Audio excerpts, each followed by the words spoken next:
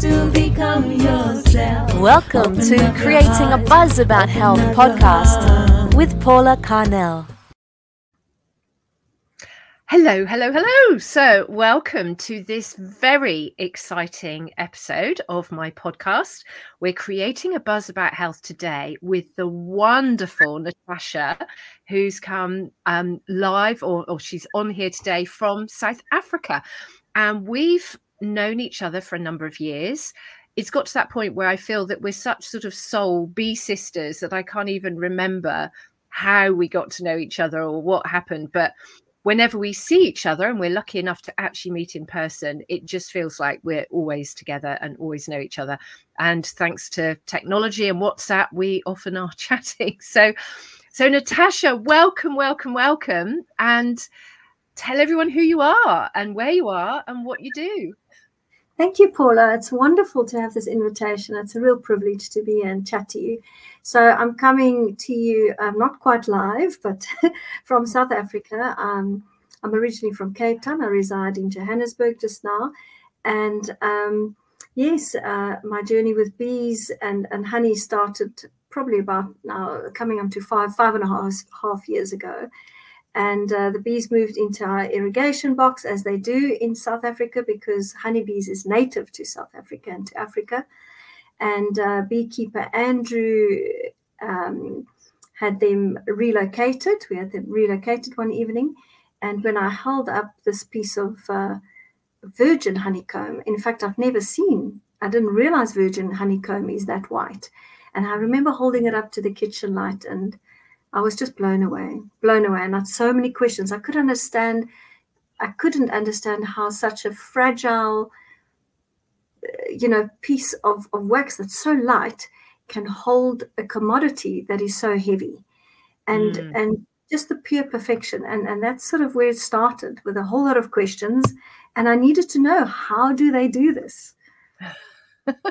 So that started your journey then. And boy, you've come on so far. I mean, you really are an expert in South Africa now. I mean, people really come to you for knowledge, and you've really taken on the honey, but plus you've used your past experience. So do you want to share a bit about what you did before and how everything is coming together or brought together by the bees? Yes, it's amazing, Paula. And I think that's where you and I really connected with that, because at the time when, it's the most powerful thing when you just follow that little voice inside you. A couple of years ago, probably about 3 years ago, I attended this inner wisdom course of feminine wisdom, and all these little voices, the sort of direction that I felt from the beginning, from that evening. You've got all these ideas and you think, oh, but how's that going to work? Oh, but I know nothing about bees. And I kept, every time, that feeling just became stronger and stronger. And for me, when I started reading about bees and about honey, I then started connecting with amazing experts in South Africa. And really, I must give them credit, because today, and I'm sure you can share or connect with this. We stand on other people's shoulders, but then if you stay curious and you keep following that truth, it leads you to amazing learning paths. So I quite early on started with my reading. I realized that the honeys that we see in the commercial, and retailers, etc., is nothing like the honeys that I then witnessed being extracted, the different colors, the flavors, the aromas.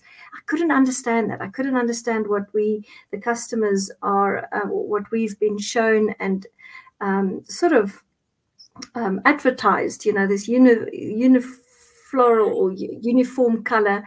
And at the actual apiaries, when I had the privilege to work with all these different beekeepers, it couldn't be further from what I saw on the shelves.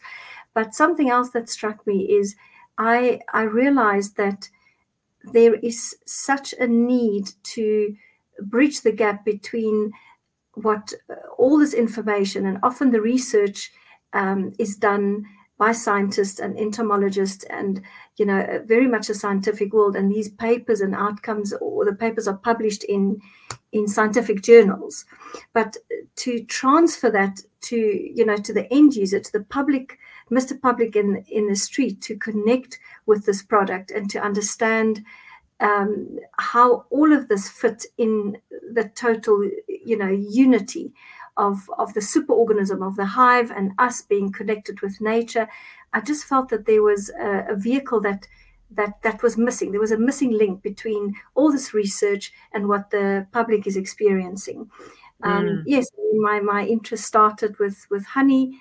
My background is marketing and branding, and then in South Africa we have got really a lot of social economic challenges, from electricity and a whole lot of challenges that everyday South Africans are just trying to work through. So to try and elevate, for instance, something I'm really passionate about, it's probably my true north, is I use the vehicle of honey and bee education to spread a further message of conservation. But when you're trying to break through the clutter of so many other messages, or you're competing for so many other, among so many audiences, then you need something creative. You need something that people can relate to. So that's how I started then with the honey tastings. And I started Lyon Raw Honey, Artisan Honey, and that's what we do. Tastings and just connecting with public and sharing this phenomenal, amazing, precious commodity made entirely by bees.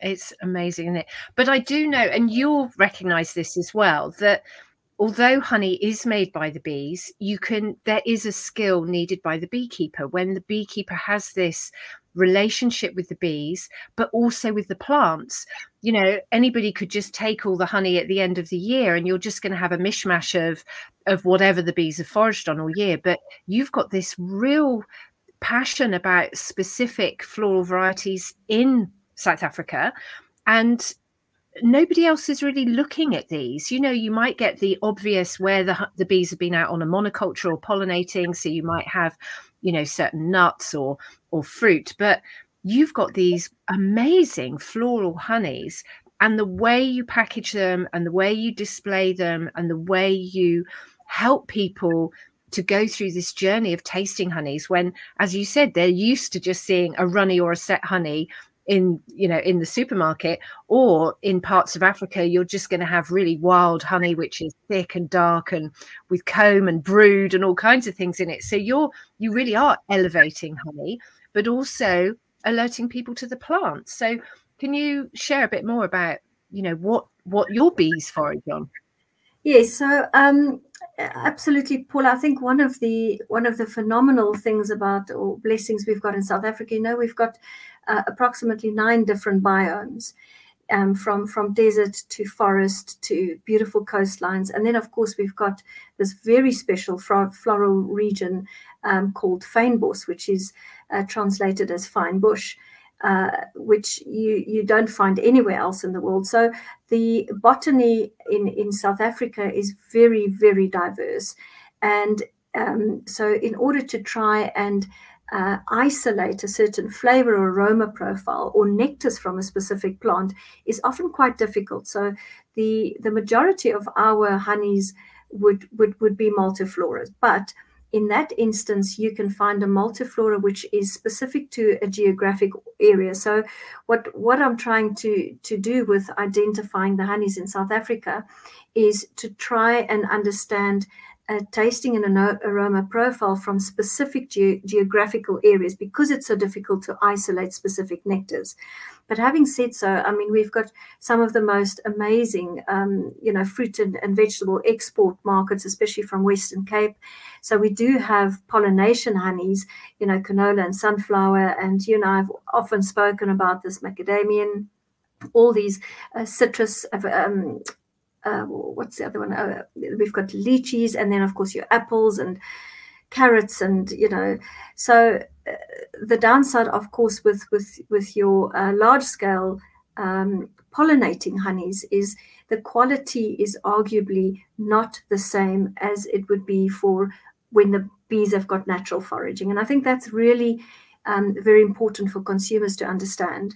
Having said so, you know, a lot of our agricultural sector, there's a large percentage of our farmers that are quite conscious about, you know, the large scale farming with pesticides and all these challenges and the risks that they pose, not only to the bees, but to us as humans. So those honeys, I do keep them in my collection because it is wonderful to showcase, you know, all these different textures and colors. But for me, those are not premium honeys. I do, for instance, have an orange blossom that we get from an orange blossom farmer, which he farms just for juices. So he's, you know, pest control, program is very, very limited to, he only sprays when he absolutely have to. He works really closely together with our beekeepers there. They've got a long-standing relationship of over 30 years. So that's the only farm I will get orange blossom honey from, as an example. But yeah, South Africa we've got some of the most phenomenal honeys. You know, further north in Africa and Zambia, and I think in the UK, Zambian honeys you can find in the UK and throughout Europe. It's a very dark, as you've just said, dark, rich honey. We've got so many different acacia species, which is quite different to the European acacia, which is the false robinia tree and the locust tree, right? You know it as a black locust. Beautiful honey, sought after. So we've got obviously some black locust here and there, but our acacia is a very different acacia. We've got many different species. And then, of course, eucalyptus as well. We've got around 200 eucalyptus species in South Africa, but it's not native to South Africa. Yeah. It's obviously from Australia. But yes, so for me, the magic lies in that to discover. It's almost like you are experiencing that landscape, the weather, even the micronutrients, the minerals in the soil, as you know, yeah, contributes to the color. And when we talk about honeys, people are blown away about the, you know, how a honey, every single harvest is like a DNA, like a fingerprint. You will never have two harvests that's exactly the same. And I think because we've got such an incredible variety of botany, our honeys is mind-blowing complex, and most of them are unifloral. Multifloral, not unifloral. Yeah, no, it is amazing. So you've also got different bees to the ones we have in the UK, and many people listening will just think, well, a honeybee is a honeybee, or don't all bees make honey? And I've talked about that on other episodes. But in South Africa, you have got very different bees. You have Apis capensis and Apis sculata. I believe that Apis mellifera, which is the one we're used to up here in Northern Europe, I think they have tried to have Apis mellifera down in South Africa, but they've not done well. So you have got your native bees. So which ones do you work with? And you know, and tell us a bit about them and why they're different to our bees. I mean, you know, anyone watching horror films or going back to the 70s or 80s will remember the Africanized bees. And, you know, we think of them being very aggressive. So, yeah, talk to us a bit about that, because if you've got bees in your garden and they're Africanized bees, you know, wow, do you have to have your windows shut all the time, or how does that work? Yes, that's a very good question, Paula. I think the first thing to understand is that, like you've said, the bees are native to Africa, right? So we have got two subspecies, Apis mellifera scutellata and Apis mellifera capensis. So there are two subspecies. And because I think the second key thing that is very different to Europe is our bees naturally swarm. So, for instance, in Europe, I think most of the bees are, I won't say domesticated, but most of them are housed in hives managed by beekeepers or pollinators. Where in Africa and South Africa, we've got such a large wild population. So, for instance, if you would put a catch box out in our swarming season, you can easily catch 12, 14, 15 swarms in an area if there is enough foraging, etc. So, like with any wild animal, as soon as you have got a population that is wild, they really thrive. They thrive the African continent. They have adapted.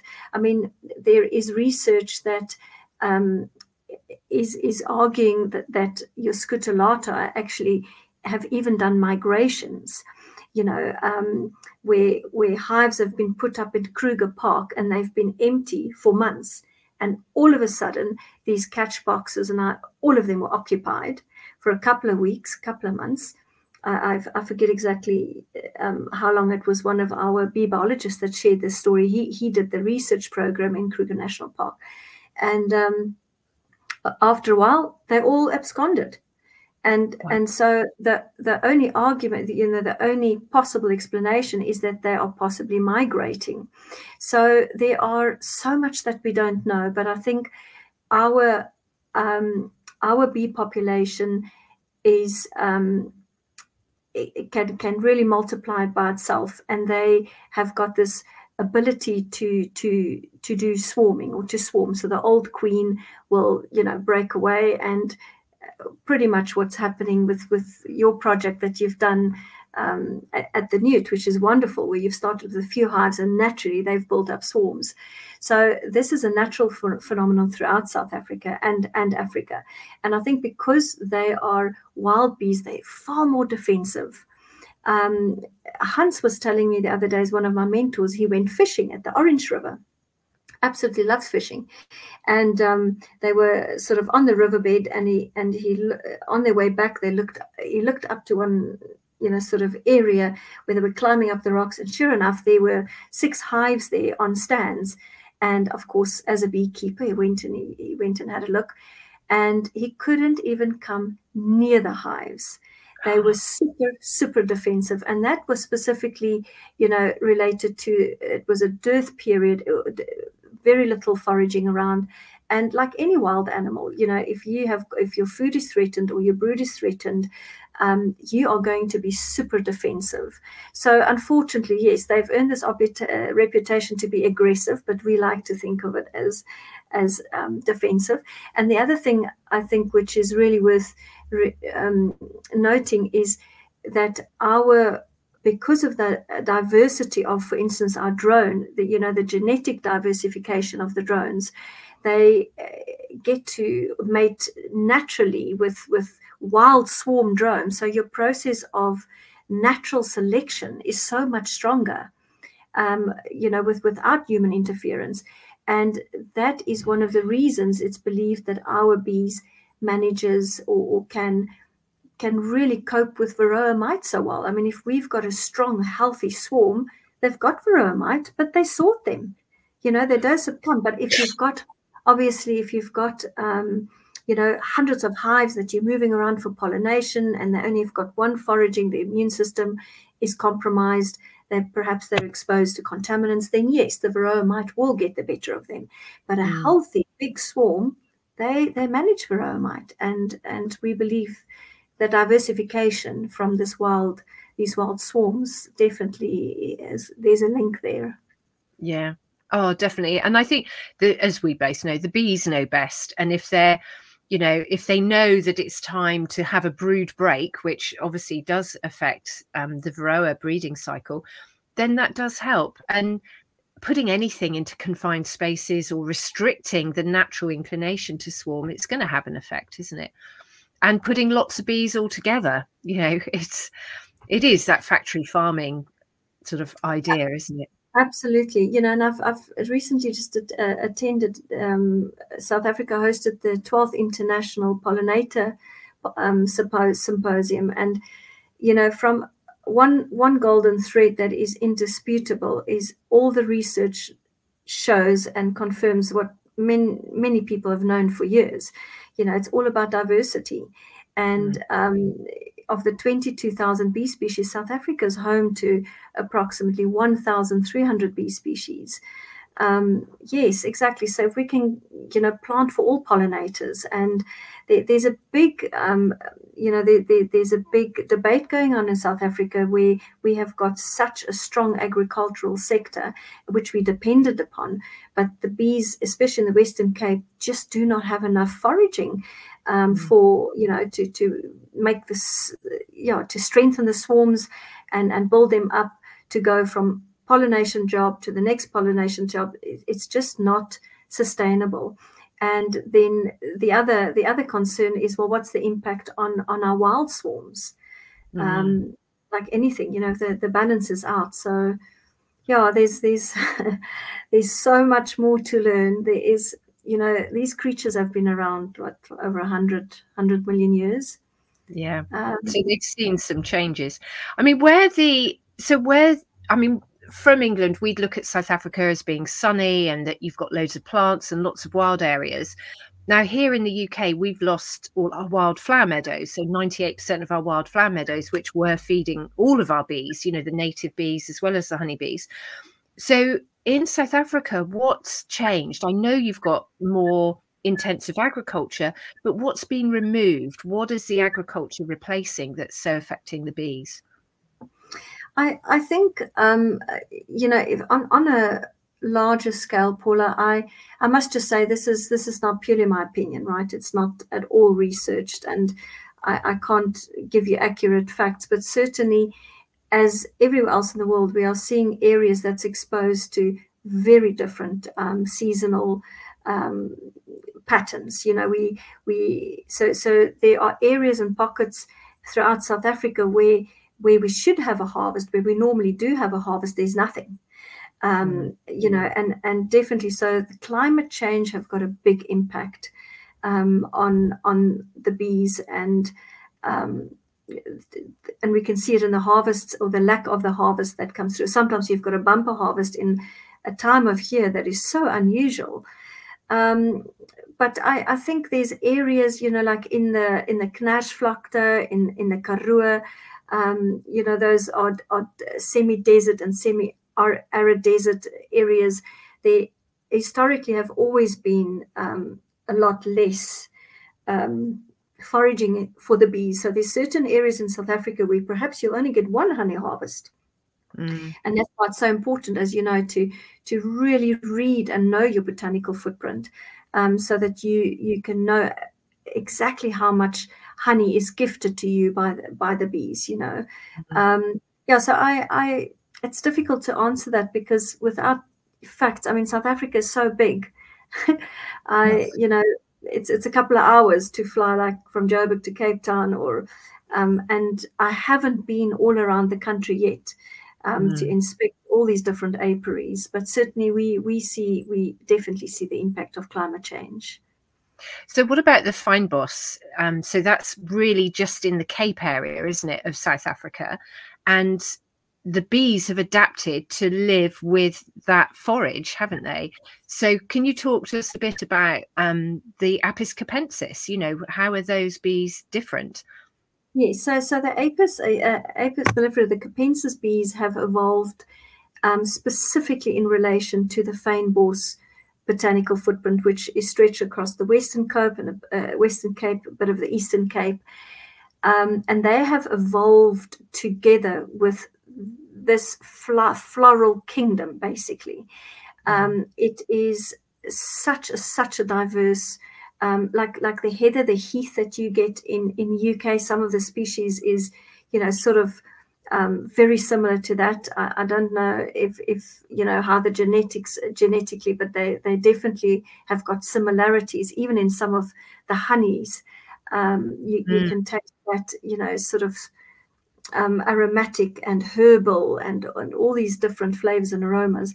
But the bees, what's quite interesting about our fynbos, a lot of the fynbos species, if I can think of Proteas and Ericas, a lot of our different species actually depends on fire in order to survive. So, for instance, some of the seeds will only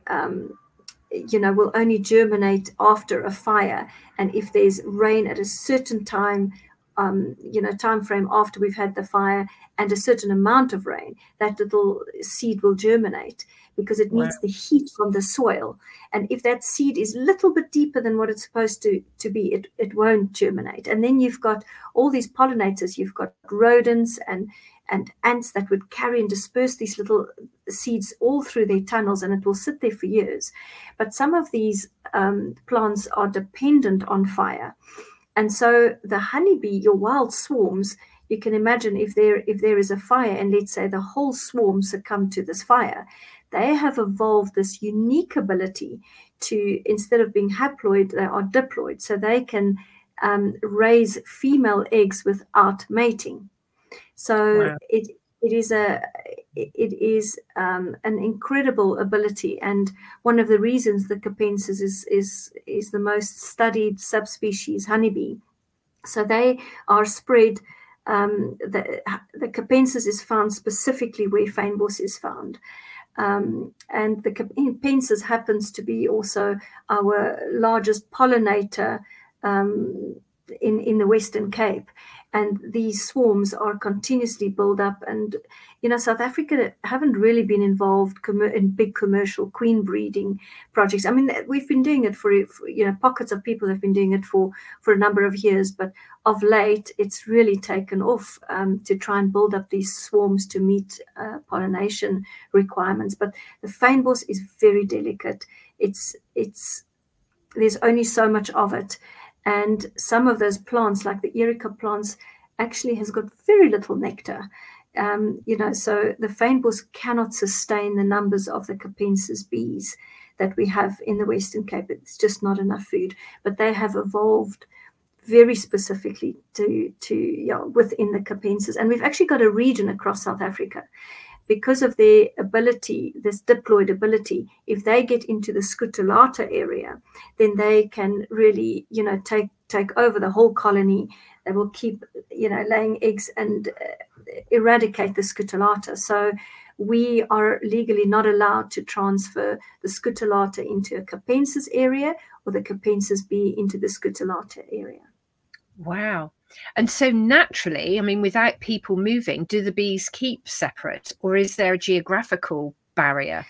Yes, there is more or less we refer to it now as there's an integration. I think they call it, I just want to make sure that I name it correctly, but there is, it's actually all in our book. We've done a map of South Africa, and there's an integration area where there definitely has been integration between the scutellata and the capensis. The capensis, I mean, the size of the bees, the scutellata and capensis, the size of the bee, you know, if you look at her, she looks very similar, but the capensis is darker. And then, of course, this ability. So they have evolved this, you know, with nature, this ability to quickly lay the eggs and expand, you know, rapidly expand a hive or a swarm so that they can take advantage of a nectar flow before that nectar is lost. And that is what's driven this evolutionary experience or sort of development in the capensis that makes them very unique. I don't think there's any other subspecies of honeybees that's got that ability. No, I don't think there is. Now, you mentioned your book. So your book is looking amazing. I can't wait to see a physical copy, but seeing the photographs and talking to you as you were putting it together. And I mean, it's been a real passion project, hasn't it? So tell us a bit about your book.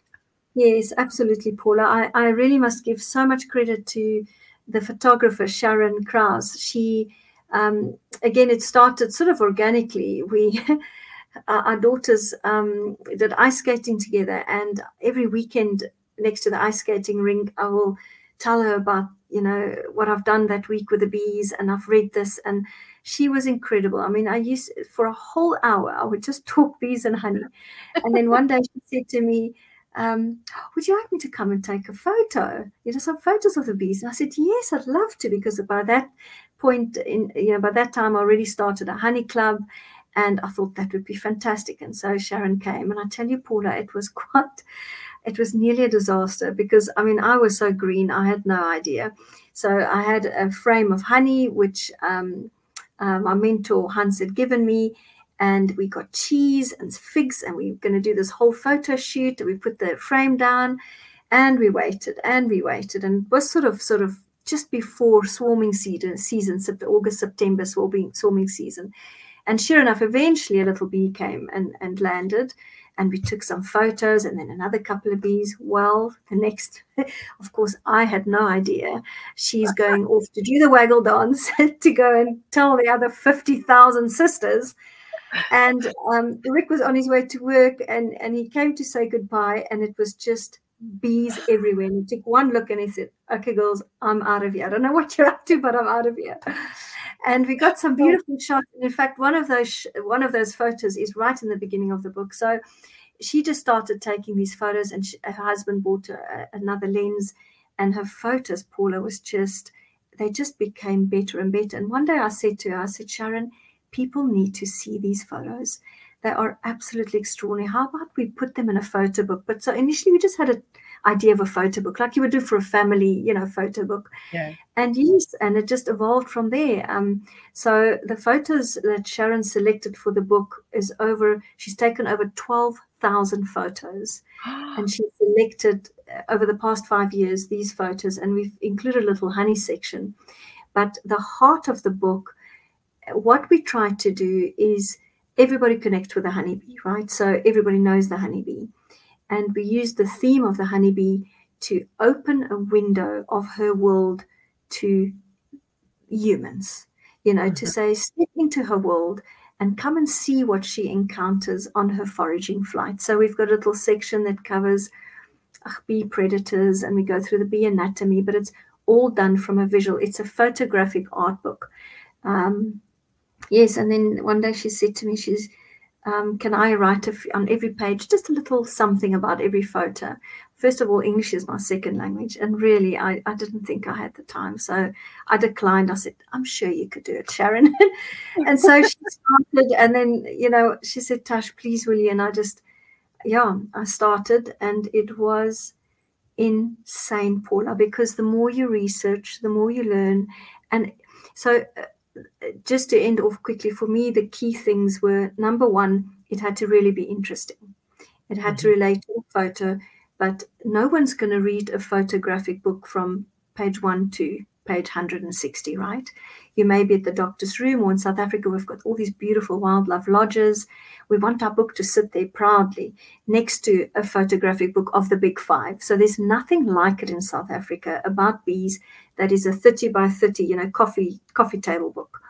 But also it really had to share something that the reader didn't know, but at the same time leave them in awe. So for instance, when we spoke about the antennae or the honey tummy or the wings or every little thing, I mean, we talk about the bee. Do bees, where does do bees have knees, Yeah. Where does the saying come about bees' knees? So we tried to keep it interesting. But it was next level insane. I'm not sure I would do this again quickly. But yeah, it's something we are really proud of, and at the heart of it is our message, to Mr. Public, just to show the beauty and to appeal to every single person to think how we're engaging with nature, that we're part of nature, to try and stop controlling her and rather flow with her. I mean, our mental health, our energy, our connectivity on a subconscious level, we need nature. We don't think, we're not consciously aware of how much we need nature, but we really do need nature. Yeah, so this book is supposed to be a window, a stepping stone into reconnecting with the bees. And I think just about any beekeeper will just love this book through the winter months when we can't watch our bees and we can't see them, and just to look at these beautiful photographs and just remember, how special they are and how lucky, how honored we are to be able to look into their worlds. It's just absolutely. So in South Africa we do see our bees every day. How lucky are we? In the winter they may just forage. Yes, they may go out a bit later, like 11 or depending on the weather. I can't imagine not seeing my bees, to be honest. It's really quite stressful, actually, because yesterday I did a bee safari and the temperatures really dropped here now, and there'd been a lot of rain, and then the sun came out. So the sun was out and I thought, we might see the odd bumblebee queen, or we might see some honeybees foraging. And there's a big sweep of rosemary at the Newt where we do the safaris. And quite often in winter, if it's a sunny day, you'll see some bees there. And there weren't even any bees there. And it was just really sad. You know, you just think, oh, and then looking at the hives, you know, we've got the log hives and the tree hives. Yes. And you literally have to stand there for 10 minutes and you might see one bee. You know, there'll be the odd one will come out and just cleanse, you know, on a cleansing flight and go back in. So it's quite difficult because you have a lot of hives that you could look at, right, you know, for weeks or months, not seeing any bees, and you just don't know what's going on in there, and you can't open them because it's too cold or it's wet. So it is quite a stressful time, but it's also quite liberating because suddenly you have more hours in a day, although it's dark. But you know, in the summer, it's just, there's so much to do. It's all compressed into this sort of 4 or 5 months, and now it's doing all the admin, it's catching up, it's that, like our bees in torpor, you know, dreaming of what we're going to do for the next season. So yeah, I do miss them, but I've been weaving a sun hive at the moment, so I'm standing outside in the sunshine and very well wrapped up and just weaving. But wonderful. We really want to get in fact, we've got so much of this long grass, you know, we've got lots of thatches. Yes, we really should get into that. I'd love a sun hive and skip hives, etc. We've got some very, very talented people that I'm sure can, and I'm sure that, I mean, they are still used, you know, the skip hives and forms and log hives and that in Africa still used. Yeah, it's just having that time. But if your bees are busy all year round, you don't have that downtime where you can sit and weave skeps. Now, we were really lucky that you came over to the UK for Chelsea Flower Show. So we were both there supporting the Newt with the bee garden and with the Byzantium, the giant beehive, but with some of the interiors from the Byzantium that we have at the Newt. And we were chatting earlier about the golden threads, or the threads that went through all the gardens this year. And, you know, we know that gardens should have lots of bees, and Chelsea Flower Show has been known for years of being very formal gardens. And last year I noticed there are a few more wild areas, and actually the winning garden was about reintroducing beavers. So it was sort of a reconstructed beaver stream. And this year, you know, there was, you know, as you were saying, there were two common threads. So, you know, share with us, what did you really pick up on, you know, looking at it from a different continent and seeing British gardens? What did you see? Yes, no, it was fascinating. It was such a highlight for me this year. I loved every minute. And I think definitely what stood out was there's so much more meaning and thought into how we create these gardens.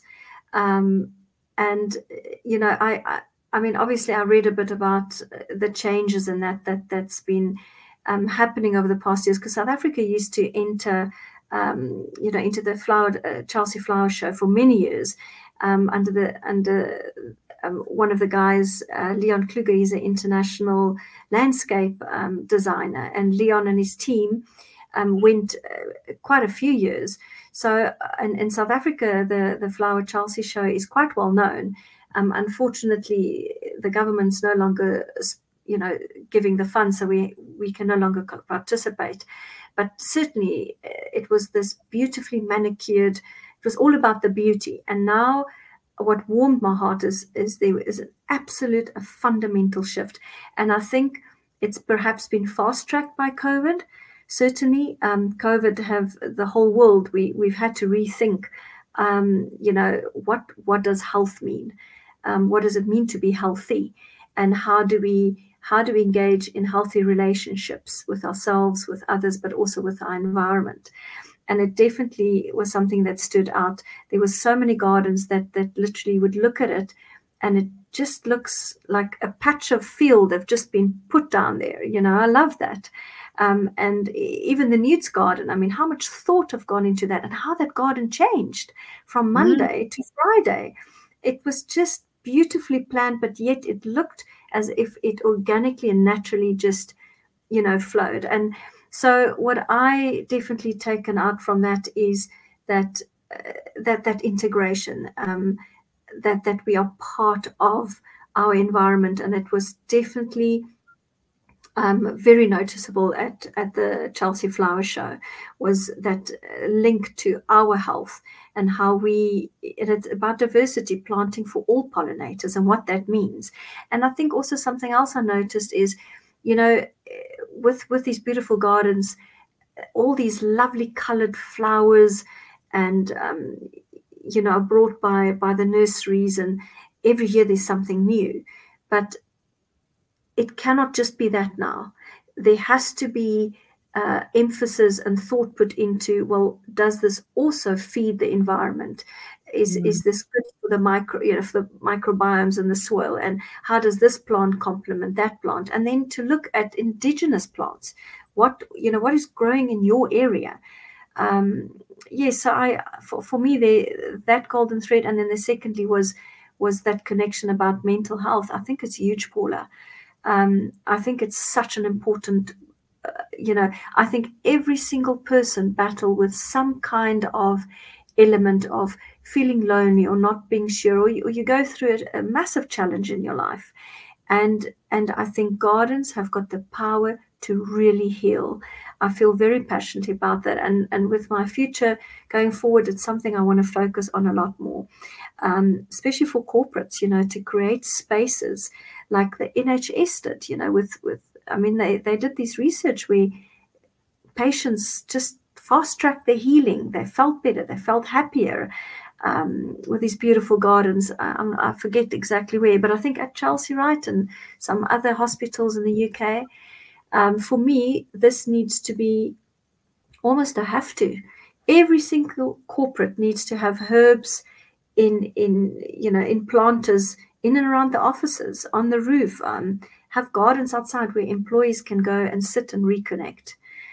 Every single corporate and company, I really should look at that. It's part of their social responsibility. I'd like to make that law. Natasha's law. That would be wonderful. I mean, there's Horatio's Gardens. They had an amazing garden, and that's a spinal unit, and they've got units all over Britain, and they have these incredible gardens. And I know people who've stayed in these hospitals, through a really tragic time in their lives. I mean, it's horrific to have a spinal injury, and to, as you said, to have that healing, to feel comforted by nature, and it forces you to be present. There's aspects of a garden that you can just stare at.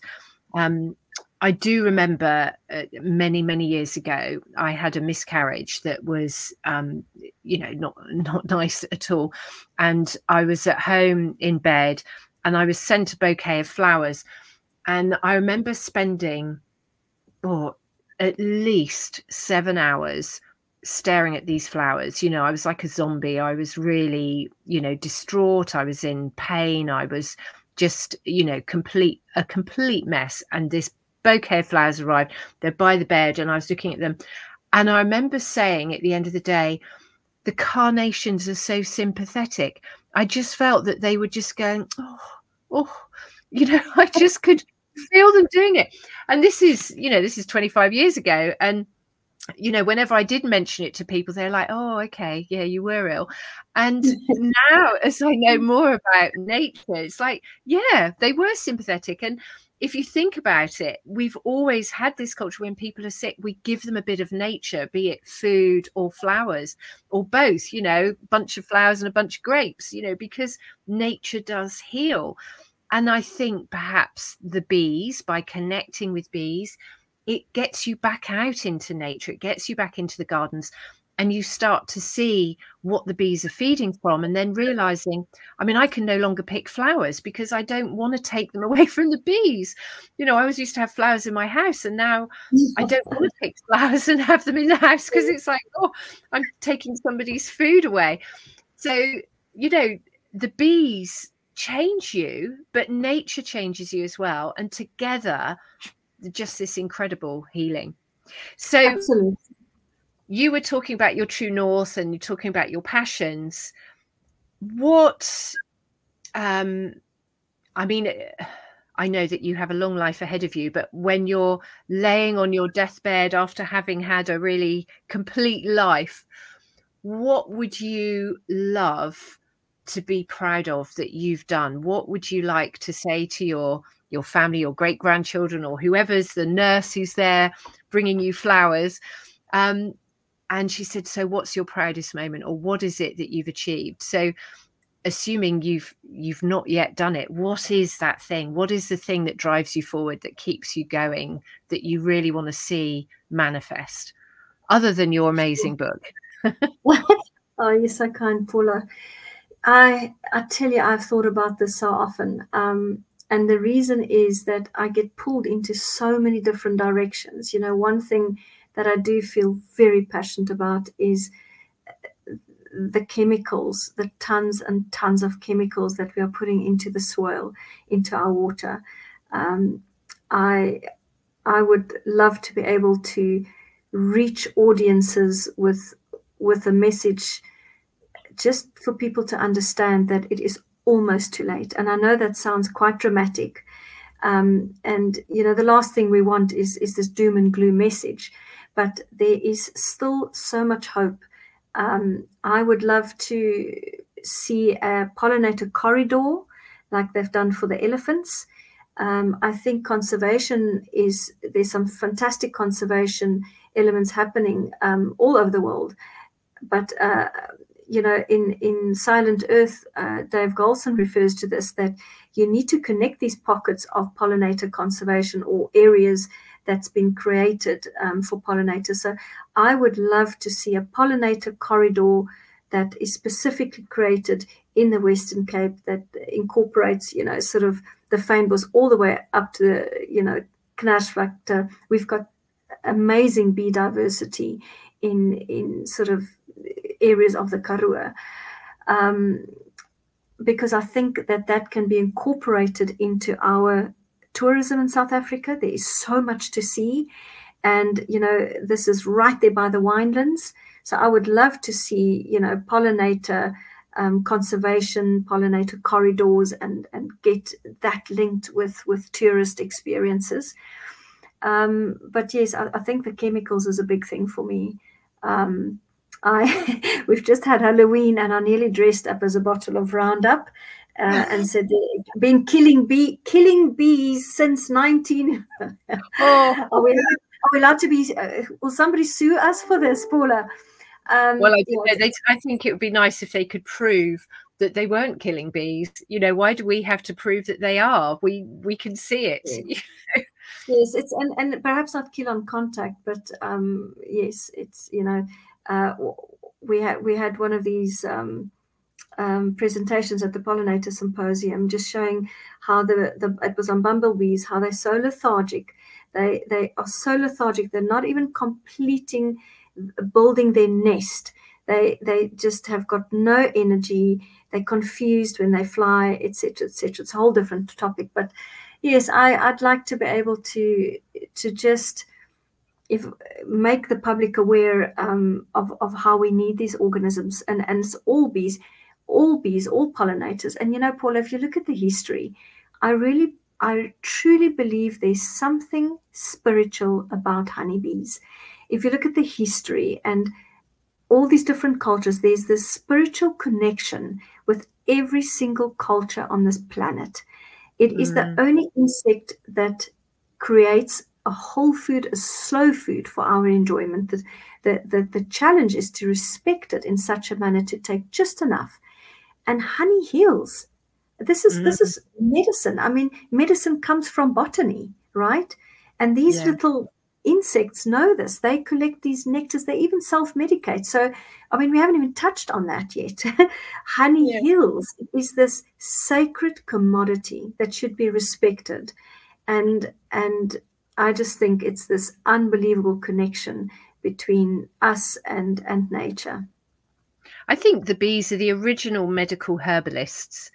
You know, they actually know that alchemy, that by drinking the nectar from certain plants and then taking it back to the hive, working together to produce this incredible honey, that it's medicine. And if, there is an argument about taking honey at all, there's this whole vegan movement, and where people are thinking that taking honey is harming the bees. But if you're taking it sustainably, if you imagine if you had created this incredible healing food, you want to share it. And I really believe the bees are the same. But the key is appreciating it. Just like for our families, if you put all this care and effort into baking some amazing meal, you want to know that it's appreciated. And our children come back because they know that the food their mothers cook is nurturing and it is made with love. And I think the bees are making the honey with love. And when the bees have a relationship with the beekeeper, all that love goes into the honey, and love heals, so honey is that sort of solidification of love, from the plants, the bees, everything.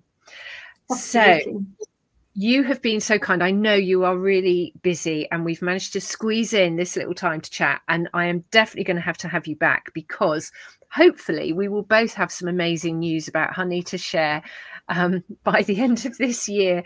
But we'll keep that as a surprise for people.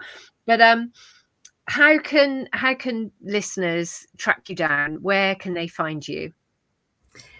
So we earlier this year we launched, in fact, to coincide with World Bee Day and Chelsea, our website, which is Lion Raw Honey.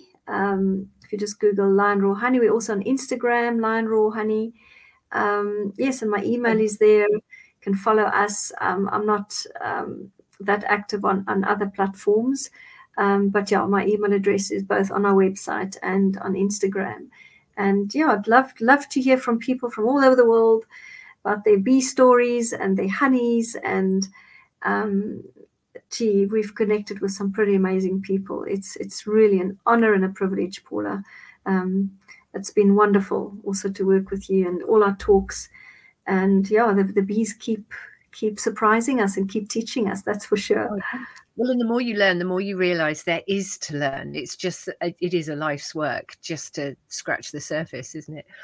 And I will put all the links in the show notes. And for those listening, it is Lyon, spelled Lyon.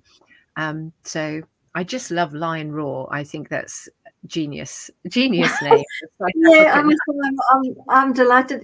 For me, the insect, obviously with the lions in South Africa, etc. My husband's Scottish, so it's actually, believe it or not, a Scottish surname. But for me, I thought the honeybee for me is sort of the insect, right? The roaring lion and lion. So just all worked with the name and the play. Yeah, so Lion Raw, raw honey. Yeah, no, it's brilliant. And you are a lioness because you're changing the beekeeping world in South Africa. And your recent talk won the best talk, didn't it? The Pollinators Congress. Yes. Well, it's for that session, there's the best speaker award for that session, which I still can't believe. I'm not quite convinced that I was, but I think I did present it with a bit of humor and. But yeah, it was a great honor and unbelievable people. I've just learned so my mind is still full. Yeah, so that was a great privilege and I loved it. And I was very surprised by that, to be honest. Well, you have a great message to share and people are ready to hear it now. So it's wonderful. Thank you, So Paula. Thank you very, very much, and I look forward to our next meeting, which hopefully won't be too far away now. And thank you very much, Natasha. Thank you, Paula. It's been wonderful, and I love listening to your podcast. Really, keep it up. It's fantastic work. Thank you. Bless you. All right, bye for now.